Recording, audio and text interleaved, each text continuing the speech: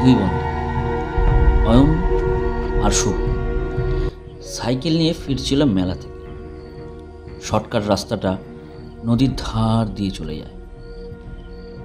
চারপাশে ঘন কুয়াশা, বাতাসে ভিজে কাদার গন্ধ। হঠাৎই তারা দেখতে পেল নদীর ধারে বাঁধা আছে একটা পুরনো কাঠের নৌকা, কিন্তু আশেপাশে একটাও মানুষ নেই। শুভ অবাক হয়ে বলল, এই নৌকাটা তো এর আগে দেখিনি, কার হতে পারে রে? ঠিক তখনই নৌকার ভেতর থেকে শোনা গেল একটা গলা, নারীকণ্ঠ, খুব আস্তে আস্তে ফিস ফিস করে ডাকছে, আমায় পার করে দাও, আমায় পার করে দাও হে।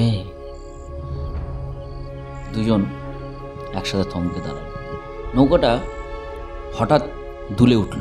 কুয়াশার ভেতর থেকে ধীরে ধীরে বেরিয়ে এলো এক মহিলা, চুল ভিজে, কাদা মাখা, মুখ ফ্যাকাশে, চোখ দুটো একেবারে সাদা।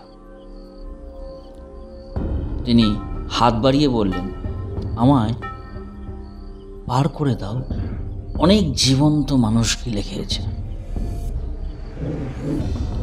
আর তারা লাশে পরিণত হয়েছে। আমিও সেই লাশের মধ্যে একজন পড়ে আছে।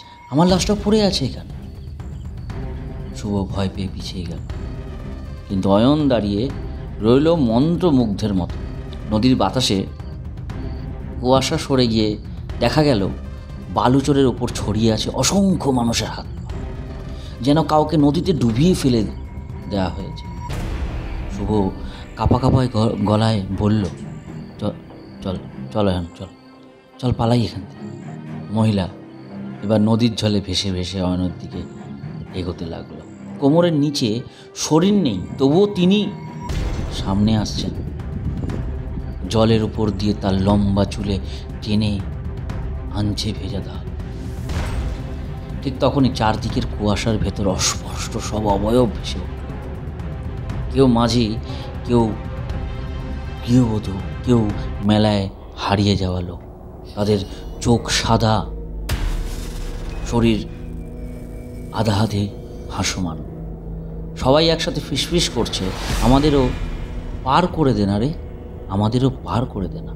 অয়নের পা নৌকার দড়িতে জড়িয়ে গেল। দড়িটা কেমন যেন শক্ত হয়ে তার হাতে পেঁচিয়ে গেল। মহিলা কাছে এসে কানে কানে ফিসফিস করল, তুমি যদি আমায় পার না করো, তোমাকেও আমি টেনে নেব চিরকালের জন্য। শুভ মরিয়া হয়ে অয়নকে টানতে লাগলো। নৌকা দুলছে, কুয়াশা ঘন হচ্ছে, আর মহিলার মুখ হঠাৎই বিকৃত হয়ে গেল। চোখে ফাঁকা গর্ত, মুখ ভরে উঠল কালো কাদায়। অয়ন মরিয়া হয়ে দড়ি ছিঁড়তে চেষ্টা করল। হঠাৎ কোনো অদৃশ্য শক্তি দড়িটা ছেড়ে দিল। দুজনেই ছুটে পালালো গ্রামমুখী পথে। পেছন থেকে কেবল শোনা যাচ্ছিল নৌকাটা ধীরে ধীরে নদীতে ডুবে যাচ্ছে, আর অসংখ্য কণ্ঠস্বর একসাথে কাঁদছে, আমায় পার করে দাও, আমায় পার করে দাও। সেই রাত থেকে আর কেউ ওই নদীর ধার মারায়।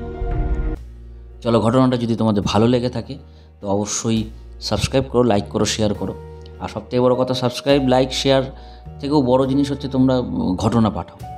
ঘটনা পাঠাও। আমার ইমেল আইডি দেওয়া রয়েছে।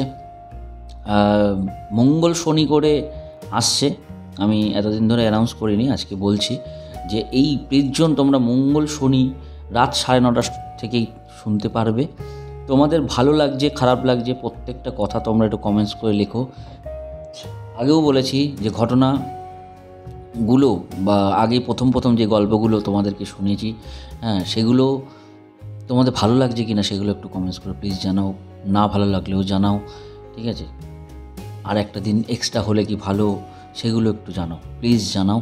কমেন্ট করো, যতবারও কমেন্ট করো, কোনো অসুবিধা নেই। ভালো খারাপ মিলিয়েই কমেন্ট করো, সাবস্ক্রাইব করো, ঠিক আছে? চলো, সবাই সুস্থ থাকো, ভালো থাকো।